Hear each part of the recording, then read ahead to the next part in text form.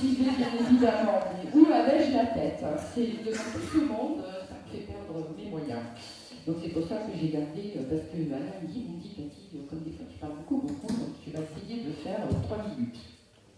Donc je vais faire 3 minutes, mais pour faire 3 minutes, j'étais obligée de noter pour structurer un peu ce que je voulais dire. Alors d'abord, je voudrais tous vous remercier d'avoir répondu présent à cette soirée de soutien à l'humanité. Je voudrais également remercier Jacques Moignard, maire de Montaigne, de nous d'avoir répondu à notre invitation et de nous avoir prêté cette très jolie salle dans ce bel endroit. Je remercie évidemment Patrick qui a fait le déplacement. Je sais qu'en ce moment il y a un emploi du temps un peu chargé, hein, il est demandé partout dans la France, et donc merci d'avoir fait le détour par le Tarn-et-Garonne. Évidemment, merci à Alain, mon vieux compagnon, et à Guy, qui ont été à l'origine de cette initiative au nom des lecteurs de l'humanité. Évidemment, je remercie Germina, qui est par là, qui viendra tout à l'heure, lui aussi, nous dire des poèmes et des chansons. Philippe Aglor, je l'ai déjà dit. Puis je voudrais aussi remercier particulièrement la présence de certains camarades ici. Je pense à André Gréder, je pense à Jean-Paul Poitou, Patrick, je ne le vois pas, Jean-Luc et d'autres, hein, pour leur constance à être présents sur le marché de Montauban tous les samedis matins. Ça fait 20 ans qu'on tient ce principe. 20 ans qu'il pleuve, qu'il neige, que ce soit la canicule, que ce soit la veille de Noël, du jour de l'an, de l'Ascension, il y a toujours des vendeurs de l'humanité au marché de Montauban. Et pour cela, je voulais évidemment les remercier.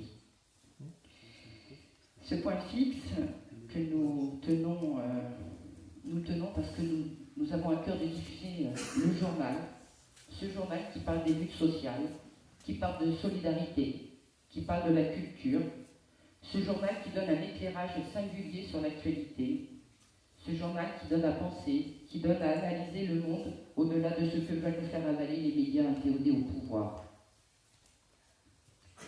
L'humanité, c'est le journal de l'engagement auprès de ceux dont on ne parle pas. C'est le porte-parole des invisibles. C'est celui aussi qui donne voix, souvent le week-end, aux intellectuels, aux chercheurs, aux artistes, qui remettent en cause les dogmes assénés du libéralisme. Et c'est en ça qu'il est un atout précieux pour le pluralisme et pour la démocratie. C'est en ça que l'UMA doit continuer à exister dans le paysage médiatique français. Pour être complet, je voudrais aussi remercier, parce que j'en ai vu plein, tous les copains et les amis, parce que c'est pas qu'une histoire de camarades, c'est aussi une histoire d'amis, de compagnons, qui chaque année, telle la transhumance, nous accompagnent à la Courneuve pour la fête de l'UMA et font de cette fête, qui est pour moi la plus belle fête du monde, évidemment, un véritable succès. Ce soir, nous sommes réunis et nous avons tenu à faire cette soirée à montage, car plus que par le passé, l'UMA aujourd'hui est dans une situation dramatique. L'humanité n'est pas adossée, vous le savez, à de grands groupes financiers. Elle est discriminée en matière de publicité et elle ne perçoit plus l'aide de l'État au titre des quotidiens à faibles ressources publicitaires. Et je pensais que c'était depuis 2015 et Patrick disait 2012 tout à l'heure à Radio Gilets jaunes. Elle ne peut compter aujourd'hui que sur l'élan citoyen pour sortir des difficultés financières qui sont les siennes. De nombreux messages de soutien venant de tout horizon parviennent au journal, car si l'humanité est le journal qui accompagne le Parti communiste français, il est aussi, et pour ma part avant tout, le journal de tous les progressistes. Des initiatives ont lieu partout dans le pays, et vont avoir lieu, rencontrent des succès assez considérables, à l'instar de la soirée qui a eu lieu fin février à Montreuil, où il y a 4500 personnes qui ont participé à cette soirée. La mobilisation est forte et aujourd'hui, l'humanité doit être mise sous protection citoyenne. Cette protection doit continuer, s'amplifier Et nous, ici, en Tarn-et-Garonne, nous avons à y prendre notre part. Alors, c'est vrai qu'on avait normalement des feuilles et des stylos qui devaient être mis à disposition pour que nous puissions les uns et les autres écrire des messages de soutien au journal. Nous avons mis une table avec des bulletins de souscription, mais aussi de l'abonnement, car je le pense vraiment, même si aujourd'hui l'urgence première c'est d'avoir un apport financier immédiat, ce qui peut rendre pérenne notre journal, et bien évidemment ce sont les lecteurs. Donc il faut que nous fassions abonner autour de nous les gens à l'humain. Alors cette soirée, elle va se passer de la façon suivante. Nous allons donc alterner des témoignages de personnes à qui on a demandé d'ailleurs de parler, un peu de leur rapport au journal. Patrick pourra aussi prendra la parole ensuite, et puis on refera une autre salle de témoignages. Entre-temps, il y aura des pauses musicales et de poésie. Et puis bien évidemment, comme on sait si bien faire, on finira tous devant l'apéro pour poursuivre. Voilà, donc exprimons ce soir notre besoin, notre grand besoin d'humanité. Et je vais donc, avant de démarrer les prises de parole, passer le micro à Jacques Moignard pour quelques mots. Monsieur Moignard, si vous voulez bien vous approcher.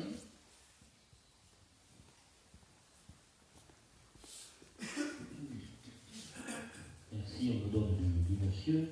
Parce que je connais ça a été mon patron avant. Oui, j'étais votre patron assez longtemps. Oui, ça nous a embarrassé. Vous dire tout de suite, lorsqu'il m'a été demandé si la salle de la médiathèque, parce que c'était demandé comme ça, très directement, c'était pas ailleurs au Montège, si la salle de la médiathèque pouvait être prêtée pour cette manifestation de soutien au journal d'humanité, mon sang n'a fait qu'un coup.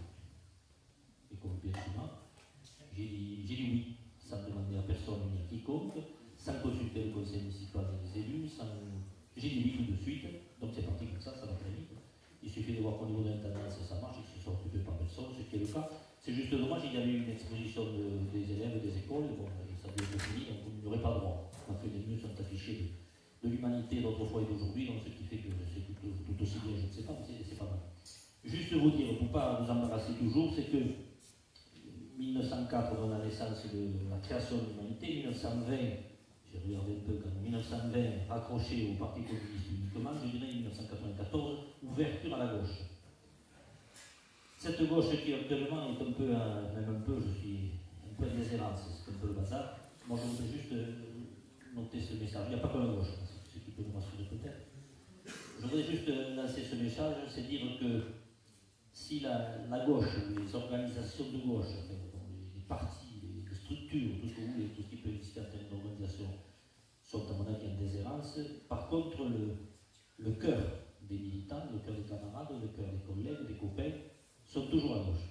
Et ce qui fait que, par des mouvements comme celui-ci, et comme par d'autres, je l'espère, très bientôt, et qui existent déjà par ailleurs, nous devons pouvoir arriver à faire en sorte que la gauche, j'allais dire, renaisse. Elle ne mourra jamais, mais qu'elle renaisse sous des formes différentes peut-être, et des fondations peut-être assurées, et qui nous permettront, je dis nous parce que j'en suis bien sûr, nous permettront de faire face à nouveau, face à ce monde qui est assez curieux. Voilà ce que je voulais dire ce soir, parce qu'il ne faut pas faire en sorte que nous sombrions dans un pessimisme extravagant. Le fait que le journal Humanité soit en difficulté financière, j'allais dire, ça n'a rien d'étonnant. L'époque que nous vivons fait que les médias, les journaux écrits, les journaux parlés, je n'en sais rien, je ne connais pas grand-chose, les journaux écrits sont en très grande difficulté, puisqu'ils sont supplantés déjà au niveau commercial et médiatique par d'autres structures, d'autres systèmes.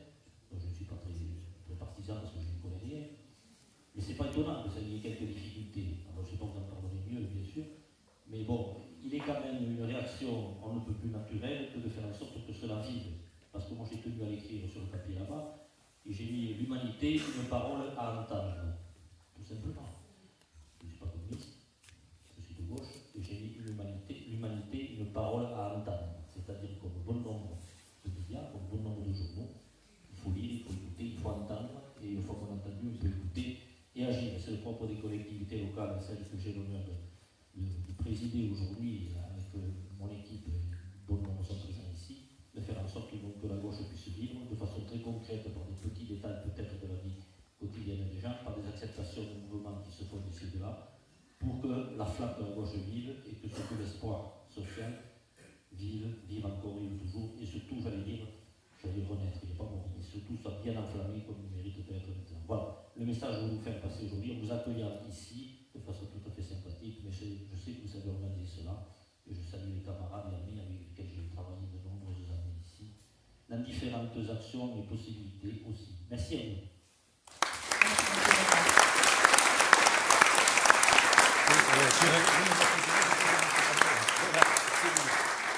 Normalement, les deux à faire Monsieur Loyal, Alain. Oui, donc et Guy après, quoi. Guy après.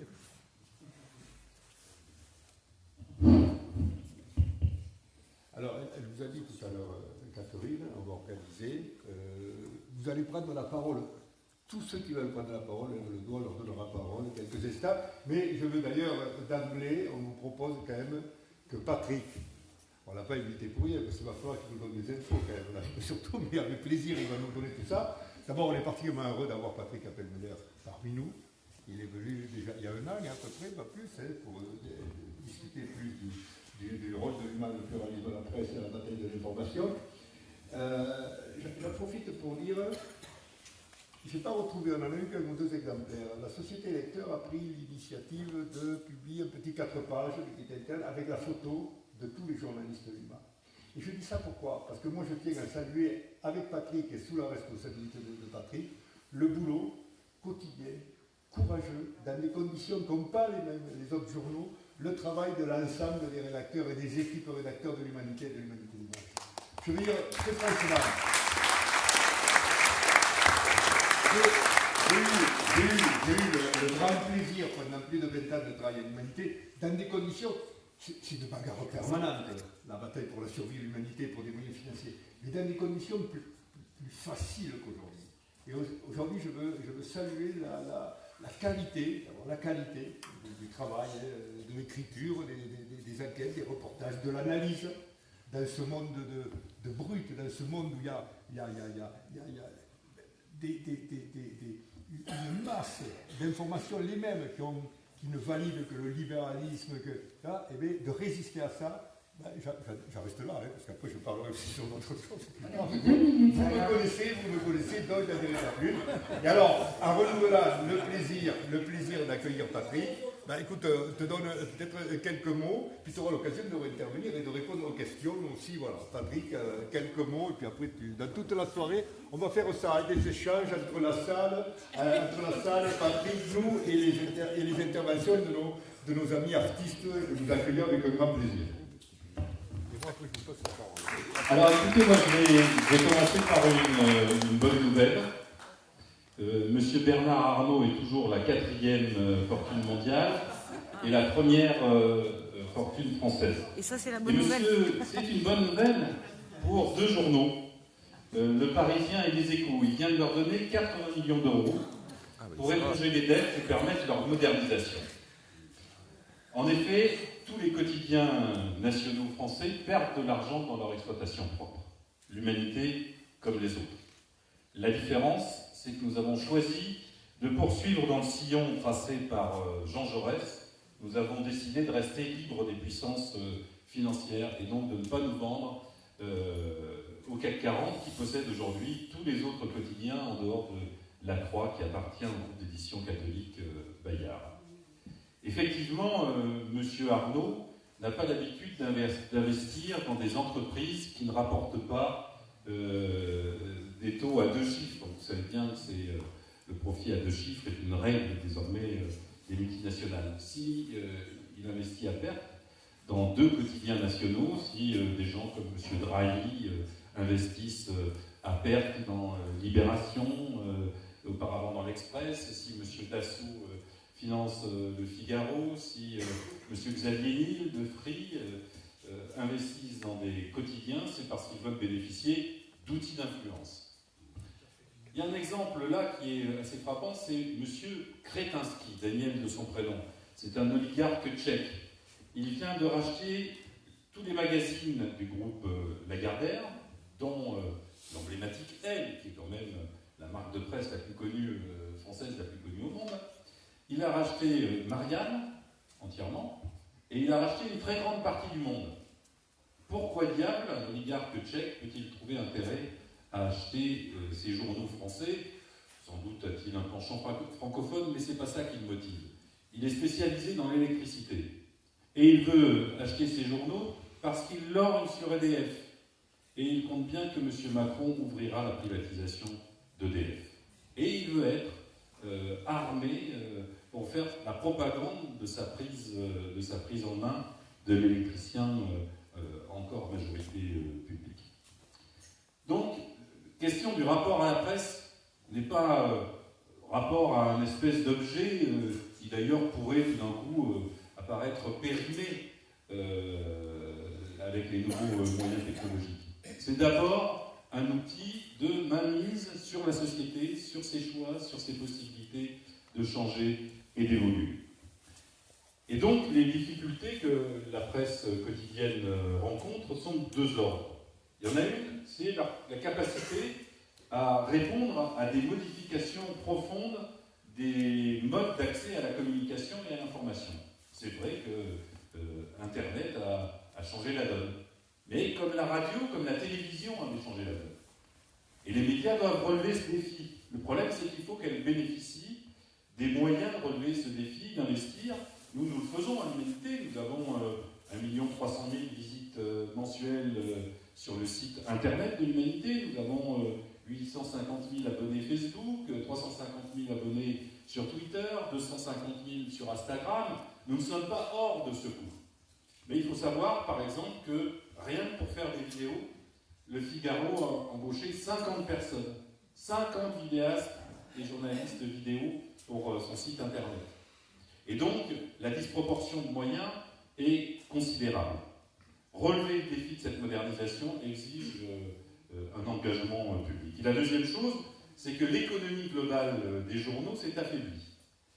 Affaiblie parce que les aides publiques, les dispositifs coopératifs qui permettaient aux journaux d'être accessibles à des prix abordables pour la majorité des gens, se sont affaiblis et donc les journaux sont chers, sont beaucoup plus chers en proportion qu'ils l'étaient auparavant. Et toute leur économie est affaiblie. Par exemple, la distribution de la presse. C'est par milliers que les marchands de journaux, les kiosquiers, comme on dit pour la région parisienne, disparaissent. En banlieue parisienne, il est extrêmement difficile de trouver un journal ou un quotidien. Il n'y en a plus même dans les grosses stations RER. Mais la presse n'est pas pour autant condamnée par l'évolution technologique. Vous savez, il y a un monsieur qui s'appelle Jeff Bezos. C'est le patron d'Amazon, pas spécialement un patron social. Mais il vient de racheter un des plus grands quotidiens américains, le Washington Post. Et il a dit il y aura de l'argent à se faire dans la presse. Elle sera vendue beaucoup plus cher. Elle sera réservée aux décideurs du monde. Ils seront les CSP+++++, qui seront susceptibles de payer cher une information à haute valeur ajoutée quand la masse des gens se contenteront des agrégateurs de contenu avec les moteurs de recherche sur Internet et sur la presse qu'on dit gratuite. Cette presse, elle n'est pas gratuite. C'est vous qui la payez avec chaque fois que vous achetez un pot de yaourt. Les entreprises financent par leur publicité ces journaux, à condition qu'évidemment ils soient totalement dévolus aux intérêts des annonceurs. C'est donc une presse très orientée qui ne dit pas grand-chose des luttes sociales, qui ne dit pas grand-chose des revendications et qui est toujours assortie aux idées dominantes en matière de libéralisme. Voilà, donc c'est ce panorama de la presse et un panorama dans lequel un certain nombre de conquêtes, là qu'on me permette de rendre hommage à Roland Leroy qui a disparu il y a quelques jours, et qui a été un grand patron de presse et quelqu'un qui a mené une très grande bataille pour défendre le pluralisme de la presse, notamment en obtenant qu'il y ait des subventions au quotidien à faible ressources publicitaires. Parce qu'évidemment, vous savez, nous, quand on a traité des catastrophes, des marées noires qui se sont succédées, en montrant les responsabilités d'une entreprise comme Total, Total a supprimé toute publicité à l'Humanité. Quand nous avons accompagné les mouvements sociaux des salariés de Peugeot à Sochaux et à Mulhouse, Peugeot a supprimé toute publicité à l'Humanité. C'est une c'est une arme extrêmement efficace sur les journaux. Ça explique quelquefois que des journalistes qui n'en pensent pas moins écrivent le contraire, parce que sinon le robinet est coupé, est complètement coupé. C'est donc une arme de dissuasion massive pour la liberté de l'information que l'usage qui est fait de la publicité. Eh bien, cette subvention au quotidien à faible ressources publicitaires, comme le disait tout à l'heure Catherine, depuis 2012, les États généraux de la presse organisés par Nicolas Sarkozy a baissé d'1 million d'euros par an pour l'humanité. Nous serions dans une situation assez différente si ce million chaque année avait été maintenu. Par ailleurs, désormais, les aides de l'État sont des aides à l'investissement. Celui qui a investi 10 millions reçoit 5 millions de l'État. Celui qui ne peut pas investir, comme l'humanité, ne reçoit rien. Et donc, des journaux comme Le Figaro, comme Le Monde, reçoivent 3 à 4 fois plus d'argent de l'État que l'humanité, qui pourtant ne bénéficie pas du soutien de multinationales derrière. Voilà, ça c'est le panorama de la presse, c'est le panorama de sa crise, et c'est aussi un panorama qui n'est pas seulement une déploration sur la situation de l'humanité, mais ça pose directement les questions de la démocratie. On l'a vu dans les dernières années, jamais la défiance à l'égard de l'information n'a été aussi forte. Le mouvement des Gilets jaunes, d'ailleurs, l'a exprimé, quelquefois de façon maladroite, mais il l'a exprimé, il l'a montré. Et ils ont fait l'expérience eux-mêmes de la manière dont leur mouvement avait pu être travesti dans l'information qui en a été donnée, la manière dont, par exemple, les violences policières ont été niées pendant des semaines, des mois même, par la majorité de la presse, pas par l'humanité. Mais je peux vous dire que je fais de temps en temps des débats sur BFM, et que semaine après semaine, j'avais en face de moi des journalistes qui me disaient « mais quand même, c'est pas la police qui a cassé l'Arc de Triomphe, c'est quand même pas la police qui provoque les désordres ». Et quand je donnais les exemples de mutilation, les exemples d'éborgnement dus au LBD et aux grenades de désencerclement, l'ensemble de la presse faisait la sourde oreille. Il a fallu vraiment que les faits soient là, se soient multipliés, soient devenus un phénomène massif, pour qu'ils soient obligés de commencer à le reconnaître. Mais, par exemple, vous remarquerez qu'il est peu fait état du fait qu'effectivement, l'ONU réclame aujourd'hui, par sa commission des droits de l'homme, qu'il soit mis fin à l'usage des LBD, que le Conseil de l'Europe lui-même a dû dire que ces moyens, comme les grenades aussi de désencerclement et le traitement des manifestations en France, devaient être faits de façon très différente. Il a fallu tout ça pour qu'on commence à en parler, mais c'est peu répandu dans l'ensemble des médias. Je dis ça aussi parce que, à force que l'information soit mise en doute, et mise en doute légitimement, ça ouvre un espace aux fausses nouvelles, aux fake news, au complotisme divers. Si on ne peut croire à rien, on peut croire à rien. Et effectivement, ça a donné un espace dangereux et périlleux pour la démocratie. Ce péril pour la démocratie, je crois qu'il faut le mesurer. Nous sommes dans un monde de plus en plus complexe, où les citoyens sont amenés à prendre des décisions qui demandent une information contradictoire, qui leur permettent de mesurer les effets. On sait aujourd'hui, je ne vais pas prendre l'image du battement d'aile de papillon, parce qu'on en est bien plus loin, puisque c'est la survie de l'humanité sur cette planète qui peut être mise en cause par les décisions d'aujourd'hui, que la mondialisation crée des interdépendances, des relations qui pèsent lourdement sur la vie de chacun. Et bien, il faut des citoyens qui soient des citoyens éclairés dans leurs décisions, capables de prendre les choix qui seront les meilleurs pour eux et pour la planète. C'est donc un enjeu démocratique structurant. Je dirais aussi que l'autre raison qui nécessite une information différente, une information alternative, c'est que nous assistons quand même à une dérive autoritaire des pouvoirs dans les pays occidentaux. C'était Angela Merkel qui avait résumé le propos en disant « Nous voulons une marque conforme démocratie », c'est-à-dire une démocratie conforme aux exigences du marché. Et donc, tout ce qui était en dehors de l'espace du marché capitaliste, des logiques du marché capitaliste devaient être écartées, devaient être étouffées. Eh bien, je pense que cette voie, elle est suicidaire pour nos sociétés, et elle est périlleuse pour les peuples et pour chaque citoyen. On voit bien les conséquences que peuvent avoir les décisions, aussi bien les grands accords transatlantiques, les accords commerciaux qui sont pris à l'échelle du monde. Ils ont directement des conséquences lourdes pour les peuples, pour les salariés, pour les industries, pour l'agriculture, pour l'écologie des différents pays. Et il faut donc qu'une information forte apporte une alternative à cette société du tout marché, de la concurrence furieuse, du chacun contre chacun et du tous contre tous. J'ajouterai enfin, pour conclure, parce qu'on aura l'occasion de reparler, je ne veux pas être trop long, que dans l'espace qui est celui aujourd'hui de l'information, mais aussi de la gauche, qu'a évoqué tout à l'heure le maire de Montèche, je crois qu'on a besoin d'avoir un journal qui s'affiche et s'affirme comme le creuset des pensées de transformation, le creuset des actions, des alternatives, des expériences qui sont en train de se produire. Et c'est le rôle que l'humanité veut jouer.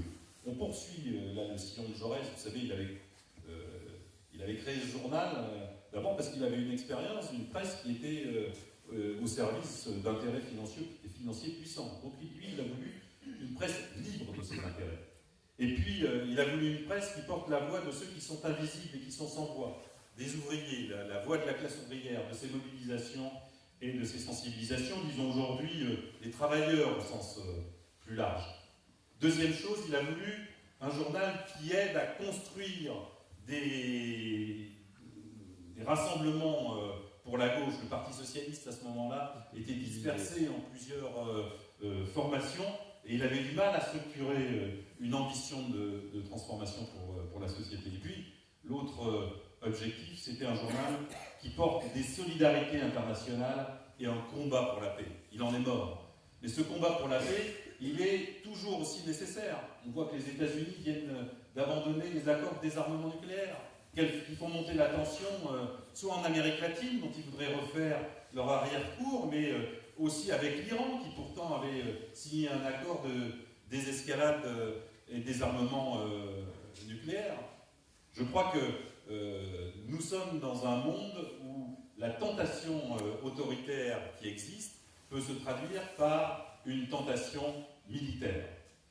Et puis enfin, on a besoin d'un journal qui se batte contre tous les populismes, contre les racismes, contre ces fruits mauvais de la crise qui sont en train de s'affirmer. C'est vrai en France, c'est vrai dans d'autres pays d'Europe. On a parlé de l'antisémitisme, on a voulu l'attribuer aux gilets jaunes ou aux jeunes de banlieue. On s'aperçoit désormais, quand les responsables se font arrêter, il s'agit soit de cadres supérieurs de collectivités dirigées par la droite, comme le conseil départemental des Yvelines, pas si loin du candidat M. Bellamy, candidat LR, où on s'aperçoit qu'il s'agit de gens encartés, embrigadés à l'extrême droite et dans les groupes les plus radicaux. Il faut être conscient, il y a en France, oui, un antisémitisme qui vient de l'extrême droite, mais aussi un racisme qui touche les Maghrébins, les Noirs, qui se traduit par des discriminations très fortes, et ça fait partie des grands combats que l'humanité entend conduire en solidarité avec ces migrants qui échouent sur les plages, souvent noyés, avec ces gens qui vivent aujourd'hui dans la peur, dans l'insécurité, pour essayer d'échapper au rejet, à la police qui s'organise. On est un journal qui continue à porter, dans les enjeux d'aujourd'hui, les combats qui étaient ceux de Jaurès. Et puis c'est aussi un journal qui mène les combats de la pensée. Jaurès, dans son premier éditorial, disait « Nous voulons faire un journal qui s'adresse à des intelligences libres ».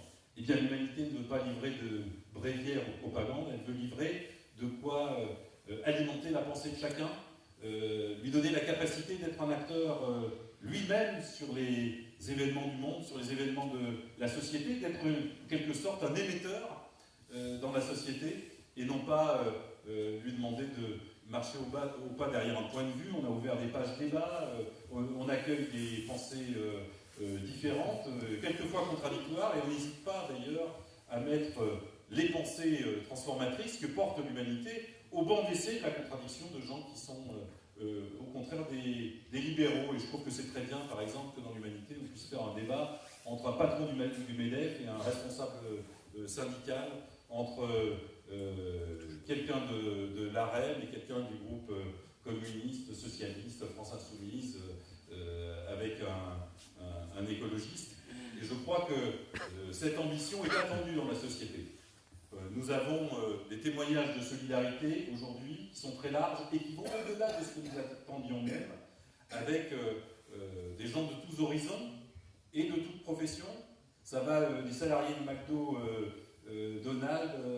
McDonald's à Marseille, aux salariés, aux cyclistes, vous savez, qui sont ubérisés, là, des Deliveroo et compagnie, qui ont commencé à découvrir le syndicalisme alors qu'ils étaient au départ très réticents, puis leurs conditions les a éclairés, les ont incités à s'engager, et puis aussi les comédiens des Très Tôt de France qui viennent dire des textes à la soirée de solidarité de l'humanité, des philosophes, des créateurs qui se retrouvent dans les combats du journal. Alors les priorités pour nous aujourd'hui, c'est en fait 4 choses. 1, il est urgent que nous ayons de l'argent. Il faut qu'on passe le cap. L'humanité est en redressement judiciaire, c'est dire qu'elle est obligée d'être en équilibre.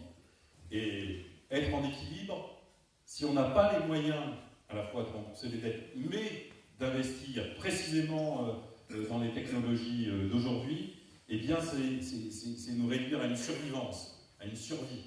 Et je pense que notre peuple a besoin d'autre chose qu'un journal qui survive, il a besoin d'un journal qui conquiert. La deuxième chose, c'est les abonnements, c'est les lecteurs. Il faut en gagner, et je pense que l'objectif qui a été donné, en gros, à chaque lecteur son abonnement, on a tous des gens autour de nous dont on sait que la lecture de l'humanité, ils pourraient y trouver de quoi y puiser eux-mêmes, de quoi s'enrichir, de quoi s'y intéresser. La troisième chose, c'est la bataille pour faire rayonner le journal dans la société. C'est-à-dire pas se contenter d'un entre-soi, on est content d'avoir un journal dans lequel on trouve des choses, mais montrer dans une lutte sociale le rôle que joue l'humanité, montrer par exemple aux Gilets jaunes que sur les ronds-points, les revendications qu'ils portent, elles sont portées depuis des années ou des mois par l'humanité et qu'ils peuvent donc s'y retrouver.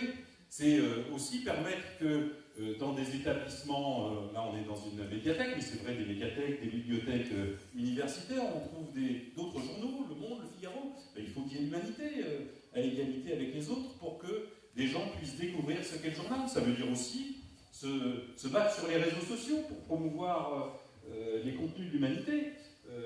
Lorsque sur Facebook on partage parmi ces quelques centaines d'amis ou milliers d'amis pour certains des articles de l'humanité, c'est la possibilité de découvrir ce qu'est l'humanité pour des gens qui n'ont jamais eu de contact. Et puis la quatrième voie à apporter, c'est la bataille pour que l'État assume ses responsabilités publiques en matière d'information, de pluralisme de l'information, d'indépendance de l'information.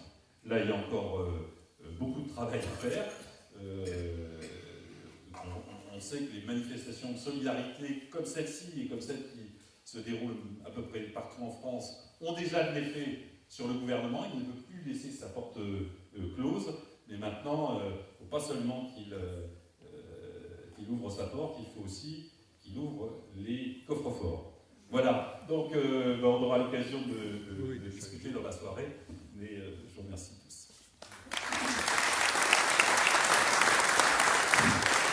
Alors, c'est vous maintenant qui avez la parole. Je sais que déjà plusieurs personnes nous ont dit qu'elles souhaitaient intervenir, mais de manière courte. Alors à la fois en expliquant un peu, racontant des histoires sur le rapport à l'humanité, mais des critiques aussi. Enfin voilà, il faut qu'on ait des échanges. On se donne, parce qu'après, je pense que c'est l'ami Germinal qui va intervenir là, sur l'humanité, mais à travers la guitare et des poésies. Mais c'est toi qui maîtrise le temps. Alors, je ne sais pas qui se lance, vous levez les doigts, parce que je sais que des gens, voilà, Anne Marceau. Alors après, j'essaie de noter qui veut intervenir, parce qu'on sait qu'il y a quelques gens inscrits, mais vous avez tous la parole. Je suis impressionnée, parce que quand même, j'ai eu le plaisir de voir qu'il y a du monde. Bon, Alain, la semaine dernière, il m'a dit pas 3 minutes, c'est trop long. Donc j'ai raccourci mon papier. Pourquoi je tiens à l'humanité? Depuis quelque temps, je guette dans l'humanité les mots de soutien, les témoignages si divers de lecteurs, artistes, écrivains, scientifiques, universitaires, hommes politiques. Certains très éloignés des communistes. Ce qui m'a le plus ému récemment est la lettre d'un des fils d'Ethel et Julius Rosenberg, assassinés malgré la protestation du monde entier par les dirigeants états-uniens en 1953, tant cette lettre résonne avec la triste actualité que nous vivons, à savoir le risque que l'humanité disparaisse et que ressurgisse la bête immonde. L'humanité, pour moi, elle a un goût d'enfance. L'humanité, l'humain, y compris pour ceux qui ne la lisent pas, je l'ai toujours vu chez moi, dès mon plus jeune âge. Bon, vous savez, on dit bien, tout le monde n'a pas eu la chance d'avoir des parents communistes. C'était alors l'organe central du Parti communiste français, elle était en noir et blanc. Puis depuis 20 ans à peu près, elle a perdu la faucille et le marteau pour devenir simplement le journal des communistes, le journal de tous. C'était ce que voulait Jaurès. Je revois des unes. Et mon premier souvenir, j'étais jeune, c'est la photo d'Angela Davis libérée. Puis ça a été les photos de Nelson Mandela, Salah Hamouri, Lula emprisonné, et puis récemment, Roland Leroy. Les disparus, Jacques Duclos, Maurice Audin, Thomas Sankara, Louis Aragon, Jean Ferrat, Le Tché, et tant d'autres dont l'humanité portait les combats. La solidarité internationale. 11 septembre 1973, le Chili martyrisé, le Vietnam, Palestine, Haïti, Nicaragua, Venezuela, Cuba, l'Algérie et SOS Méditerranée. Ce que j'aime dans l'humanité, c'est le journal qui parle de la lutte des gens qui vont perdre leur boulot parce que la boîte va fermer sous le coup de boutoir du monde financiarisé, les Fralib, les Molex, Michelin, des infirmières qui veulent mieux soigner leurs patients, du combat des sans-terre, des sans-voix, des sans-abri, des sans-papiers, mais aussi, en 2005, l'explication dans l'humanité du TCE, pour qu'on puisse bien voter. L'exploration des paradis fiscaux par les frères Bocquet, la société comme elle va par les Pinson Charlot, et puis maintenant les Gilets jaunes. L'humanité, c'est aussi les pages culture et sa formidable fête. Quel journal parle ainsi de la culture, sous toutes ses formes? Théâtre, art plastique, cinéma, livres, musique, philo, psycho. Les classiques, les modernes, les rappeurs, les urbains, les rockers, les humoristes ont tour à tour la place dans l'humain. Comme Derrida, Deleuze, Foucault et Cynthia Fleury. L'humanité, formidable média d'éducation. Non, l'humanité courageuse à la recherche de la vérité, l'humanité si originale, si particulière, notre humain ne doit pas disparaître. En Italie, quand l'UNITA, le journal des communistes italiens, a disparu, c'est la gauche tout entière qui s'est effondrée. Et puis ce fut Berlusconi et ses dirigeants qui font honte au genre humain, honte à l'humanité tout entière. Alors pour l'humanité, hasta la victoria siempre.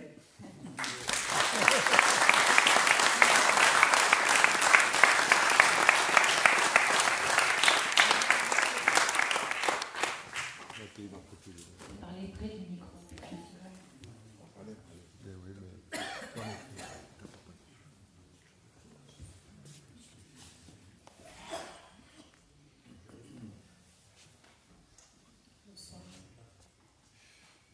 J'apporte ici ce soir le soutien total de l'association France-Palestine Solidarité 82 au journal Humanité. Le journal Humanité a toujours été solidaire du peuple palestinien dans sa lutte pour la reconnaissance de ses droits. Il informe les lecteurs d'une réalité que la plupart des médias occultent délibérément pour ne pas déplaire aux gouvernants israéliens. l'occupation par l'armée israélienne de la Cisjordanie depuis plus de 50 ans, la colonisation des terres palestiniennes, le blocus inhumain de Gaza, les massacres de manifestants et de résistants palestiniens, le nettoyage ethnique, et aussi la nouvelle loi qui, en faisant d'Israël l'État-nation du peuple juif, instaure l'apartheid. Qui d'autre que l'UMA en parle de cette manière. Informé, mais pas seulement. Le journal, avec ses articles de fond, des interviews, des débats et controverses, apporte au lecteur les clés et les outils pour mieux appréhender une problématique et se faire une opinion, alimenter sa réflexion. Ainsi, récemment, l'Humanité dénonçait le sionisme sans concession quand tant d'autres médias font l'amalgame entre sionisme et antisémitisme. Un article intéressant dans l'UMA du 26 janvier en double page qui apportait un éclairage extrêmement intéressant sur ce sujet. Je pense en particulier aux articles de Pierre Barbancé, grand reporter, spécialiste du Proche-Orient et de la question israélo-palestinienne. L'humanité, c'est aussi la solidarité active avec le soutien total à Salah Hamouri pendant 16 années d'emprisonnement en Israël, 7 ans et ensuite 1 an. Photo dans le journal en haut de page et comptage de ces jours de détention. Et je vois qu'a été affichée la une donc, de l'Humanité, Salah Hamouri, un an d'emprisonnement arbitraire, ça c'était suite à son dernier emprisonnement, et il a bien sûr été libéré. Heureusement, et grâce à la mobilisation internationale, nationale et du journal de l'Humanité aussi. La fête de l'Humanité a toujours été un haut lieu de solidarité avec le peuple palestinien.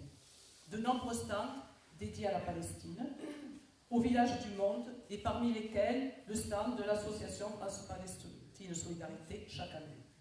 De nombreux débats, des personnalités importantes invitées, je me souviens des années avec Leïla Chaïd qui animait des débats.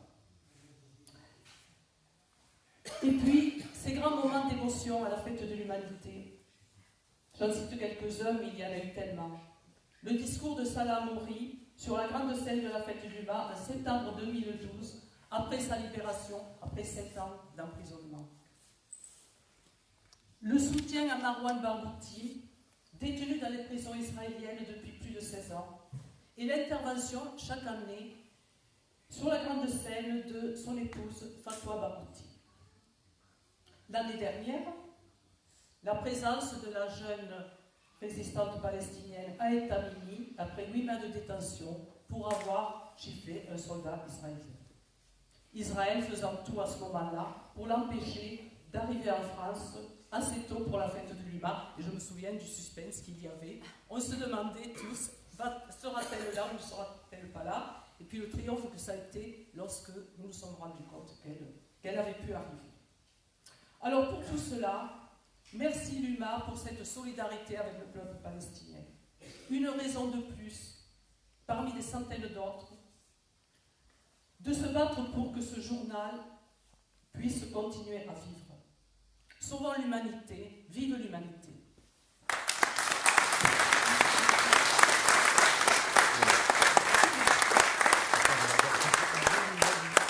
Lina, je crois que Lina...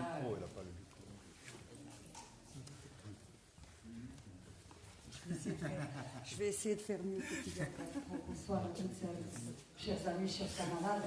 Moi, je vous ai entendus les unes et les autres. Et j'imaginais comme ça. Moi, l'UMA, c'est pareil. J'ai toujours vu à la maison.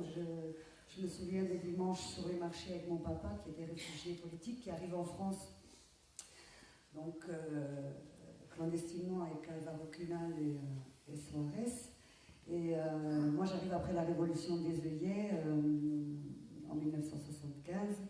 Et j'ai toujours vu l'UMA, mais j'ai évidemment immédiatement adhéré. Je viens de l'Est de la France, de Peugeot-Sochaux, tu en parlais tout à l'heure. Moi, je me souviens des grandes grèves de 89. À l'époque, j'avais 4 ans, j'étais salarié à l'usine. Non, je vais avoir maintenant 35 ans, donc ça doit être ça.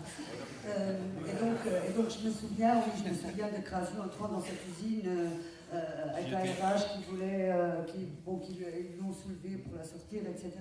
Je me souviens de toutes ces unes, je me souviens d'une particulièrement, celle de Malikou Sekine, assassinée en 86. Je me souviens de Nelson Mandela et bien d'autres encore, Moumia Abou Jamal, tout ce que vient d'évoquer Marie-Claude, mais je pense qu'aujourd'hui, ce qui se passe, c'est pas anodin. C'est pas anodin, ça va au-delà de ces images qu'on peut avoir les uns et les autres. Moi, j'ai arrêté de, pas lire l'humain, mais j'ai arrêté mon abonnement parce que j'étais en profond désaccord parfois avec sa ligne éditoriale, et particulièrement lors de la mutation de l'autre, Robert Hue. Je préférais Supermarché à Supermarché, moi. Et je me souviens, et donc j'avais décidé que je ne serais plus abonnée à l'Humanité. Alors, pour tout vous dire, et pour être complètement franche, j'ai pris l'abonnement au nom de mon fils qui à l'époque avait 3 ans, et était un fervent lecteur de l'UMA, parce que je ne voulais pas, moi, il était hors de question pour moi que mon nom apparaisse. Alors je vous rassure, mon fils est toujours abonné, mais je vais moi me réabonner ce soir en mon nom, parce que je pense qu'aujourd'hui, puisque jamais c'est important, je pense que ce journal, au-delà d'être notre journal, notre outil de conscience, celui qui peut élever les consciences du peuple, je pense qu'il est temps et grand temps pour nous de renouer avec ce que nous n'aurions jamais dû quitter, c'est-à-dire l'abonnement populaire, c'est-à-dire de permettre à ceux, aux pauvres, aux travailleurs, ceux qui n'ont que la télé, cette télé de classe, cette presse qui est dans les mains de quelques actionnaires et de quelques requins de la finance. Je pense qu'il est temps pour nous tous aujourd'hui d'abonner ou de parrainer son voisin, de retourner là où nous devons être, dans les quartiers populaires, auprès des privés d'emploi, oui, auprès des gilets jaunes, auprès de tous ceux et toutes celles qui, à un moment donné, comme en 2005, ont eu les consciences élevées parce qu'il y avait un journal qui s'appelle l'Humanité. Moi, je pense que c'est notre journal de classe, il nous appartient, personne ne nous le prendra, l'humain vivra, j'en suis convaincue. Merci, mes camarades. Merci.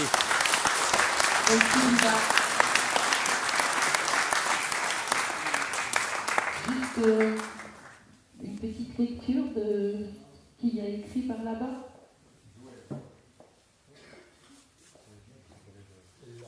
L'humanité défend les pauvres des riches.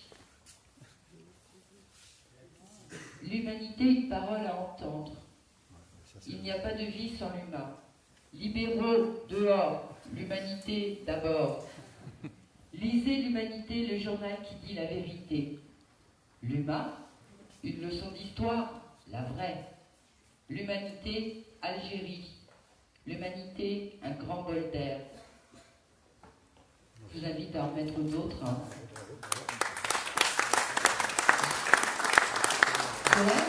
Quelques mots? Oui, alors, nous, avec André, j'ai réfléchi quand est-ce qu'on avait pris l'abonnement à l'humain. Alors, on a pris l'abonnement à l'humain, je pense que c'était en 1973. Nous étions en responsabilité, lui à la JOC et moi à l'Action catholique des enfants, et on avait été invités par Maxime Grémetz, à l'époque, qui était chargé du lien avec les chrétiens. Et donc, on est venu à la fête de l'humain à cette rencontre-là. Et puis, dans les années, on nous a proposé un abonnement d'essai de 3 mois à l'Humanité, que nous avons pris, et depuis, nous sommes abonnés à l'Humanité. Voilà, ça c'est la petite histoire. Mais moi, ce que je voudrais dire, c'est que l'Humanité, ça permet d'être libre. Ça permet d'être libre parce que ça permet de penser par soi-même. Et quand on est comme moi, et comme beaucoup d'autres ici dans cette salle, où on agit au quotidien, on lutte pour l'école, pour les salaires, pour la liberté, pour l'écologie, on a tous les jours un motif pour être engagé dans des luttes, et où moi je vis dans un quartier populaire, et où on vit au quotidien avec les gens, avec ce que disent les gilets jaunes. Lire l'humain, ça permet de comprendre. Ça nous dit pas ce qu'on doit penser. C'est ça qui est très important. Et je pense que si le soutien aujourd'hui est aussi fort de l'humanité, pour l'humanité, c'est parce qu'elle permet de penser Et parce que si elle pensait à la place des gens, il n'y aurait pas cette adhésion. Elle permet de penser, elle permet de comprendre. Et ça permet d'être libre. Parce que si aujourd'hui on ne pense pas par soi-même, et on ne peut pas penser sans l'apport et de la lutte au quotidien et des mouvements intellectuels, je pense qu'il ne peut pas y avoir d'avenir dans les progrès humains, et c'est ce que l'humain permet. Elle le permet aujourd'hui dans le mouvement des Gilets jaunes. Les articles qu'il y a eu ont été formidables, de témoignages de ce qu'on vit sur les ronds-points dans les manifs le samedi, mais ça a permis de comprendre. Je donnerai l'exemple de cet article, parce que ça disait dans les rangs du parti, jaune, c'est pas rouge. Et donc, il y a eu un article d'un sociologue qui disait, mais le jaune aujourd'hui, c'est la tenue des ouvriers et des salariés. Et c'est vrai que quand on regarde tous ceux qui travaillent sur les routes ont un gilet jaune, tous ceux qui travaillent dans les supermarchés ont un gilet jaune, et c'est normal aujourd'hui que ceux qui sont exploités, ils prennent leur signe commun pour dire qu'ils existent et ce qu'ils veulent. Ça a été pareil, moi j'ai beaucoup apprécié le VLT, alors là j'étais en responsabilité nationale du Parti communiste, sur les OGM et les luttes à Beauvais. Alors ça c'était très contesté dans le parti. Et moi j'étais de celles qui disaient il faut y être, parce que c'est une nouvelle manière de contester le capitalisme. Alors j'étais à l'exécutif à l'époque, ça faisait des débats assez costauds, et l'humanité, elle a permis de voir ce qui était important dans ces mouvements. Ce qu'étaient les OGM, ce qu'était l'emprise du monde capitaliste par les OGM sur la société. Et ça, s'il n'y avait pas eu des articles de l'humanité, je pense qu'on n'aurait pas compris tout ce que ça a apporté dans les luttes.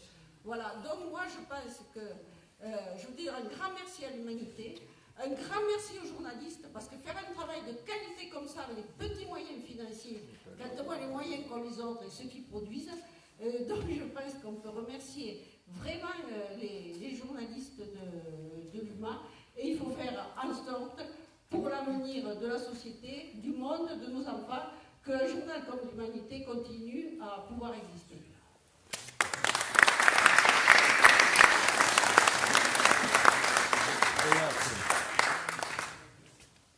Un petit intermède avec Germinal. Non, je voudrais juste dire un tout petit mot après Joël et Lina. Parce que je pense que le rapport à l'humanité s'est effectivement enrichi. Moi, j'ai reçu des engueulades au début des Gilets jaunes par des lecteurs. Ils disaient « Ouais, c'est poujadiste, il y a des petits patrons là-dedans, c'est pas les entreprises, c'est pas... etc. etc. » Et moi, l'équipe du journal était d'accord, hein. On s'est dit, on va explorer, il faut voir ce qui se passe. Reprendre le mot d'ordre de Jaurès, chercher la vérité et la lire. Voilà. Et je pense que nous avons aidé beaucoup de gens à découvrir ce qu'était cette réalité au-delà de ce qu'en projetaient les médias en général. Et puis je voulais vous dire aussi sur le fait qu'il faut aussi que l'humain nous fasse penser des fois contre nous-mêmes et nous bouscule, nous contredise. C'est ce qu'on a décidé aujourd'hui. On a fait une très difficile sur les jeunes filles qui, dans la jeunesse féministe, ont été l'objet de viol, ou de harcèlement, mais de viol, pour certaines. C'est pas la même chose que ce qui s'est passé à l'UNEF, c'était pas un système organisé en direction, etc. Sauf que ça a eu lieu et l'organisation n'a pas été capable ni d'empêcher ça, ni au départ de réagir à la hauteur de ça. Alors il y a une prise de conscience, mais décider de faire ça, nous de porter le débat sur la place publique, et dire, d'ailleurs les organisations communistes en ce moment sont en train de tout bousculer pour faire que ça ne puisse pas se reproduire, qu'il y ait des dispositifs d'alerte, d'intervention tout de suite, etc., etc. Mais le porter sur la place publique, c'était un peu gonflé, quoi. Bon, on a pris la décision de le faire, quelquefois d'ailleurs, avec... il y avait des responsables communistes qui disaient « faites pas de bruit. » Bon. Mais il nous semble que, précisément parce que l'idéal que porte le journal, l'idéal que portent ses lecteurs, l'idéal que nous avons pour la société demain, exige l'absolu respect des femmes et du oui et du non. Il fallait que nous portions ça. Nous le portions d'ailleurs de façon responsable, c'est-à-dire en ayant recueilli des témoignages, en ayant montré aussi ce qui s'était fait, peut-être pas assez, mais qui commençait à se faire pour empêcher ce type de choses. Et je crois que ça fait partie de ce que nous devons faire à l'humanité. Alors des fois, il vaut mieux éviter de se bourrer sur des affaires aussi douloureuses, mais voilà, l'humain peut servir aussi à ça, à se bousculer soi-même ou à s'éclairer sur quelque chose qui peut arriver là où ça ne devrait jamais arriver. Voilà, donc je voulais dire que ça peut nous aider à penser contre nous-mêmes des fois.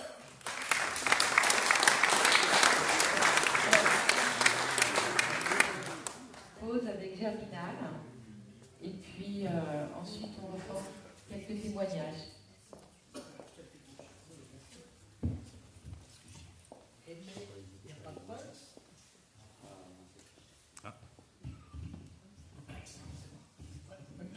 Un, deux, c'est bon?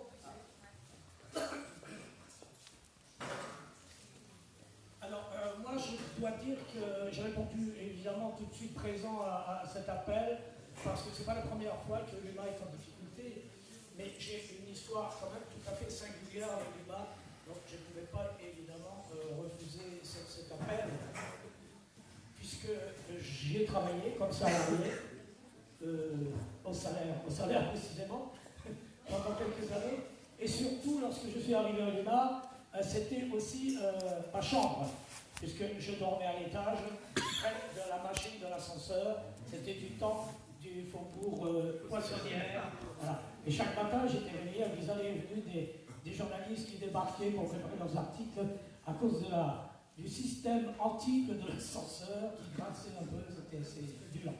Ça a duré quelques mois.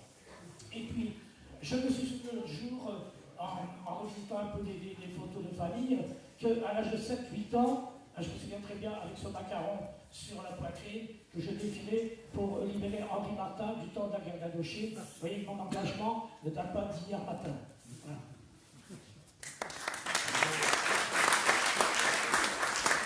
Et puis bien sûr, à la Plaine d'Alain, il y a quelques années, j'ai fait quelques rubriques culturelles pour le festival à Orchamps, à Montauban, dans l'humain.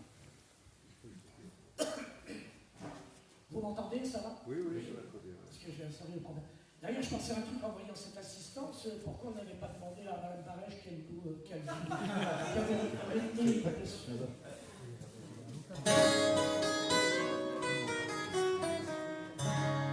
Les années courent, les filles se cassent, les jeux sont faits, impairs et passent. Hier encore adolescence, soleil sur la ligne de chance, du nord au sud éparpillés, les beaux joueurs du temps passé, dans la triste cacophonie des portables et tout ce qui s'ensuit. Je veux saluer ici ceux qui n'ont jamais trahi, ceux que révolte la justice, ceux qui rament dans les coulisses, militants bleus des matins gris, ceux qu'on méprise et qu'on oublie, ceux qui n'ont pas baissé les bras, là, devant l'ampleur des dégâts, les sans graves, les anonymes, qui n'ont pas vécu pour la crime. Je veux saluer ici ceux qui n'ont jamais trahi, ceux qui sont dans l'axe du chant, toujours du poème vivant, les fidèles qui restent debout, qui résistent encore, malgré tout, à colmater toutes les fissures d'un rêve qui a la vie dure, compagnons d'une rive à l'autre, que cette chanson soit la vôtre. Je veux saluer ici ceux qui n'ont jamais trahi.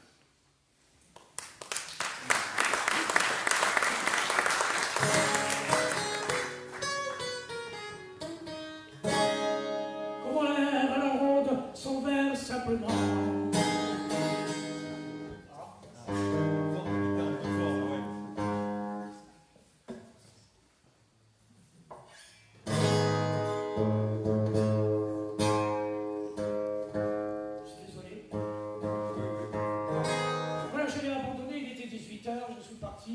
J'avais un rendez-vous important, elle en a profité pour me trahir. On lève à la ronde son verre simplement.